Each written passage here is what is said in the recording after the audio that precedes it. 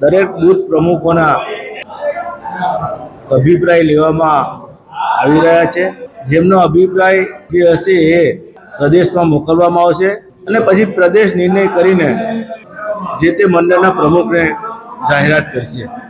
પરંતુ ભારતીય જનતા પાર્ટીમાં ખૂબ બીજા પણ બધા હોદ્દાઓ હોય છે, ત્યારે કોઈ પણ બૂથના પ્રમુખને નિરાશ થવાની જરૂર નથી, કારણ કે કંઈક ને કંઈક બીજા હોદ્દાઓમાં બધાને સમાવેશ કરીને બધાને જ ન્યાય મળે એવું આયોજન પાર્ટી કરતી હોય છે। નવનિયુક્ત બૂથના અધ્યક્ષો સાથે પરામર્શ કરવા માટે ભેગા થયા હતા। દરેક બૂથ અધ્યક્ષનો અભિપ્રાય લીધા પછી સમગ્ર અભિપ્રાય અને આગેવાનોનો અભિપ્રાય સમગ્ર અભિપ્રાય અમે પ્રદેશમાં મોકલી આપીશું ને ત્યાંથી નિર્ણય લેવાશે કે બૂથ અધ્યક્ષ મંડળ અધ્યક્ષ કોને બનાવો અને શહેર મંડળ અધ્યક્ષ કોને બનાવો। લગભગ શહેરમાંથી 8 ઉમેદવારોએ ઉમેદવારી કરી છે અને તાલુકામાંથી 10 લોકોએ ઉમેદવારી કરી છે।